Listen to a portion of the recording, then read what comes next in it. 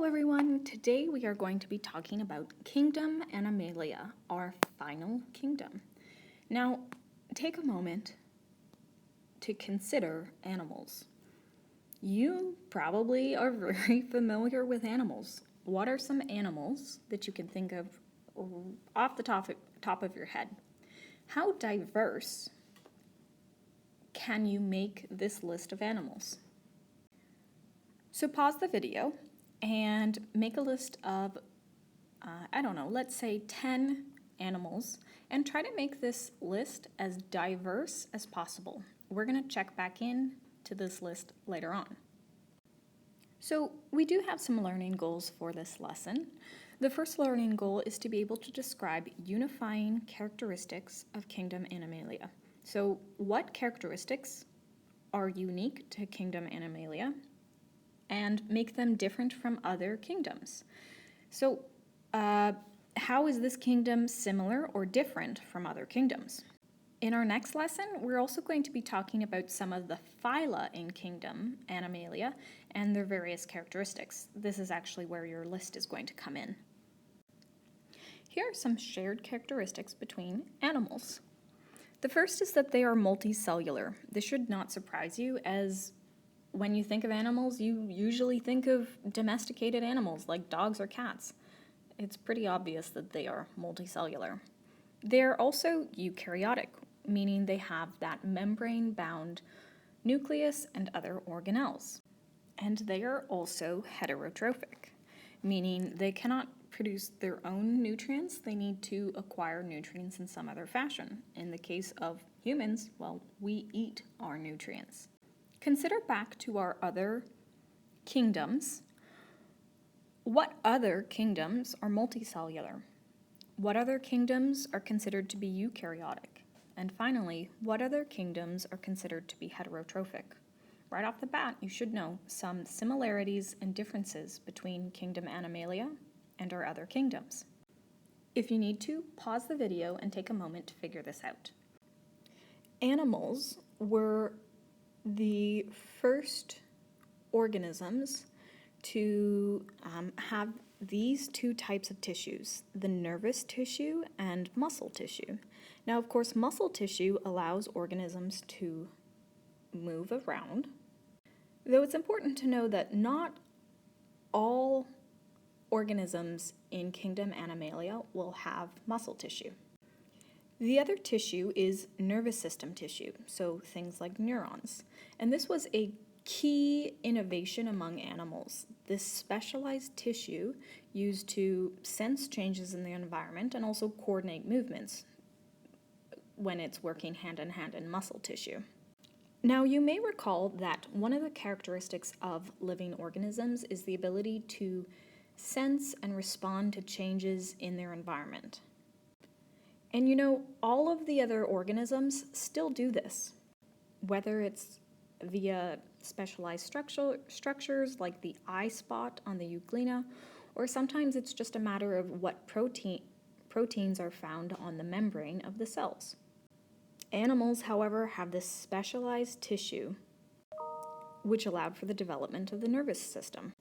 So, as a result of this muscle tissue, most are mobile, and most animals reproduce sexually, though some are able to reproduce asexually as well.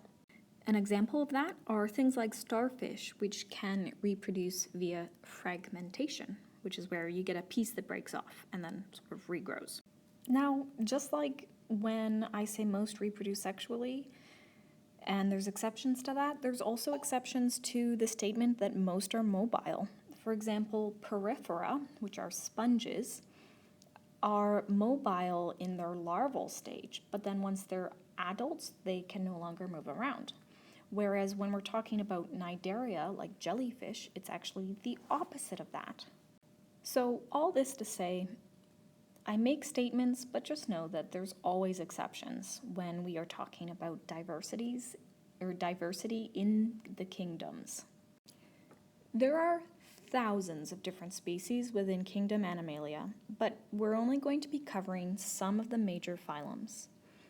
To split these two groups up, there are invertebrates, which are all of these phylums, and then there are our vertebrates. And now, of course, it shouldn't surprise you that humans are part of the Chordata phylum because we have vertebrates. So although these have names that you might not be familiar with, and they might have organisms that you're not familiar with, there will be a few phylum that you know very well. This is what we will be talking about in our next lesson. The invertebrates, so all of these guys, make up about 95% of the animal kingdom. The invertebrates are usually the ones that are not mentioned when you ask a 4-year-old what animals they know. And yet, they're the most, they make up the majority of kingdom Animalia. In the lesson on kingdom Plantae, we talked about how plants were able to shift from the water to land, and that there was a hypothesis that they came from green algae or charophytes. Well, animals too had to come from something. There is a belief that animals came from a colonial flagellated protist. Let's break that down a little. The first part of that is colonial, meaning a bunch of cells working together, though these cells don't form a true tissue. So there's a bunch of cells working together. The other thing about this protist is that they have flagella, which means they were motile, they could move around. And you can actually see our early colonial protist up here and with their little flagella. And the belief is that what happened is over time, there was an infolding. You see that there's this little infolding of the cells. Over time, these cells right here that folded in would have become specialized for feeding. And so this cavity would help the organism to either trap or digest food. Now, this same basic arrangement of cells and process of indentation can actually still be observed in embryonic development of animal embryos today. The other thing that's interesting is this basic arrangement is very similar to that of sponges or the phylum Porifera, and those organisms are the simplest of all modern animals. Now, earlier we talked about common characteristics between animals, but we need a way to classify them. And so there's a number of ways we do that, but largely it's based on body plan. So we're classifying them based on similar traits or homologies, things that are similar between them. One way we do this is body symmetry. Another way we do this is organization of body tissues, whether it's body layers or cavities, and also the modifications of body parts. First, let's talk about symmetry. So body shapes can have different types of symmetry. We can be asymmetric, which means there is no symmetry to be found in an organism. You can see an example of this here. If we draw a line down the middle, in any direction, there will be no symmetry. And an example of that is Porifera, the sponge. We also have something called radial symmetry, which just means that it is symmetric through any plane along the central axis. Okay, so there's multiple points of symmetry. You will see this in things like Cnidaria. Cnidaria is a phylum that includes jellyfish. The final type of symmetry is bilateral symmetry, which means we cut it in half along the midline. And so you see an example over here, it looks like a cicada, where we can split the organism into a left side and a right side. Now, bilateral symmetry organisms will also have an anterior end, so what's up front, and a posterior end, so what's at the end, as well as a dorsal, so that's their back, and a frontal area. So dorsal, frontal will be different from one another, and anterior, posterior will be different from one another. What will be the same is that we can draw that line down the middle, and there will be a mirror image from left to right. If you take a look at the number of organisms for a given symmetry type, you will see that bilateral is the most common within kingdom Animalia. Now, given that most organisms are of bilateral symmetry, it should indicate to you that there are some advantages to being bilaterally symmetrical. Pause the video. Can you think of any advantages to having bilateral symmetry as opposed to asymmetric or radial? Okay, I hope you paused the video. Some possible advantages of having bilateral symmetry is that there's greater motion capabilities, meaning they have a forward direction and a backwards direction.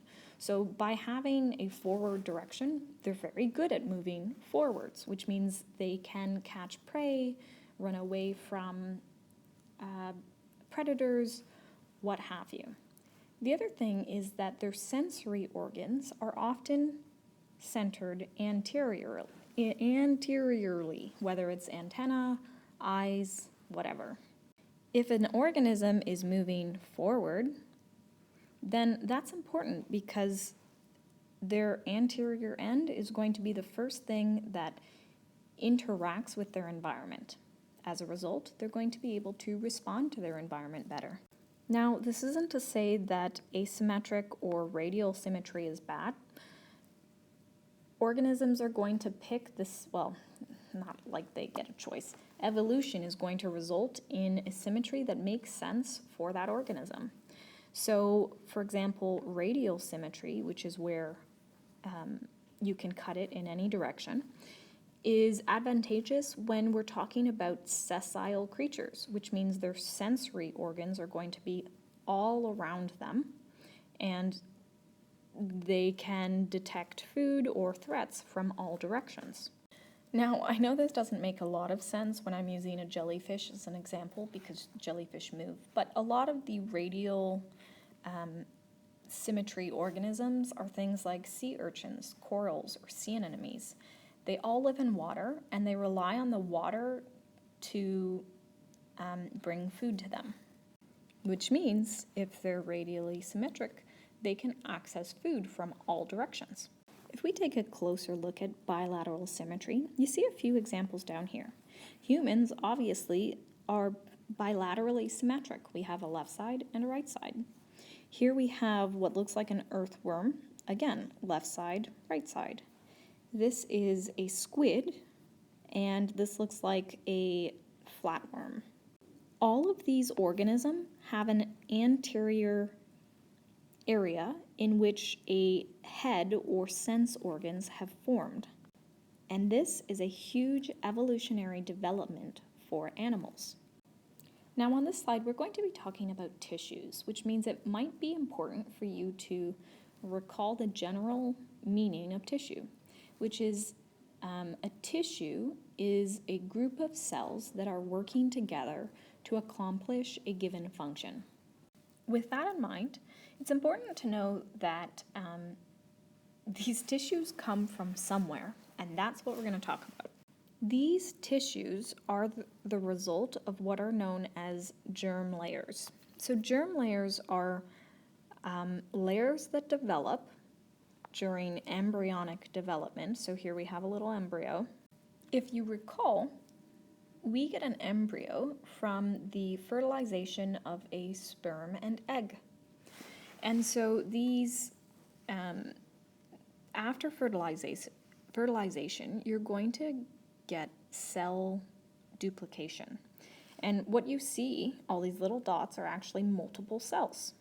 And these cells will eventually begin to differentiate and become specialized tissues very early in embryonic development. And so from this differentiation, we're going to get these germ layers. And there's 3 layers. There's the ectoderm, which is sort of on the outside.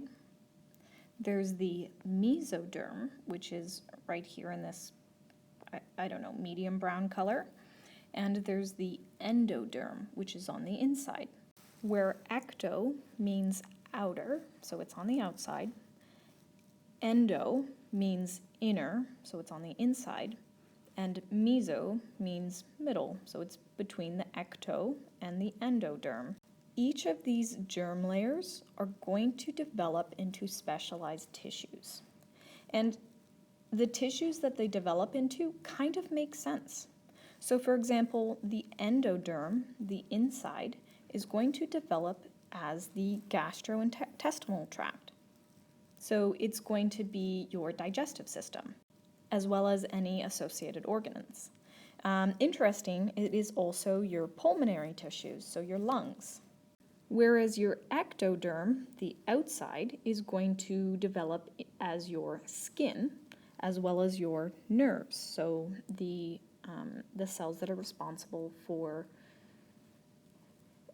picking up stimulus. And your mesoderm, that layer in the middle, is going to develop as your muscles, your skeletal system, and your excretory system. So now I gave you a few examples of what these different germ layers will become. I haven't mentioned all systems, but just know that everything is going to come from these 3 germ layers. Now earlier I was talking about this slide and how this infolding of the membrane or of the cells results in a digestive cavity. And I mentioned how this is very similar to our embryonic development.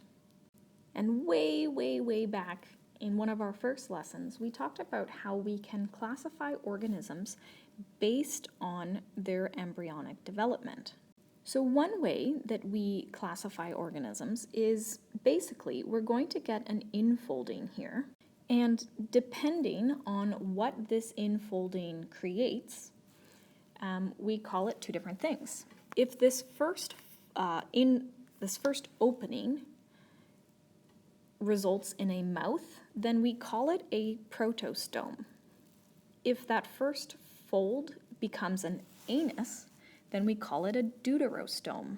Now humans are deuterostomes, which means the first opening in our embryo was our anus. And eventually another opening formed and became our mouth. Is this information strictly required for you to learn? No, but I do think it's interesting. One thing that's worth mentioning is that our earliest animal groups don't necessarily have all 3 layers. In fact, the earliest, the sponges or porifera, don't have any tissues at all. So they don't have the ectoderm, mesoderm, or endoderm.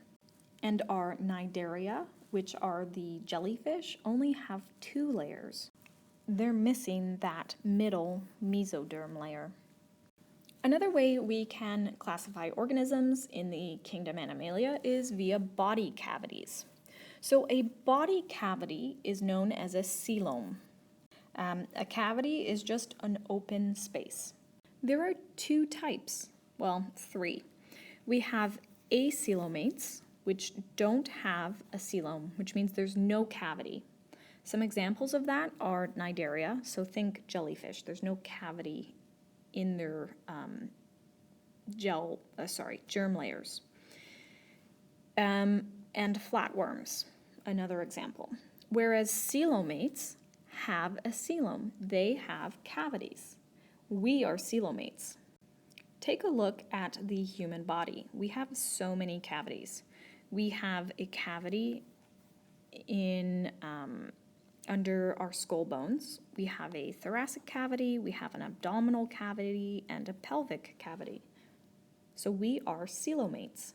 This cavity is important because it's filled with fluid, which can help protect the internal structures, and it also allows for development of more complex organs.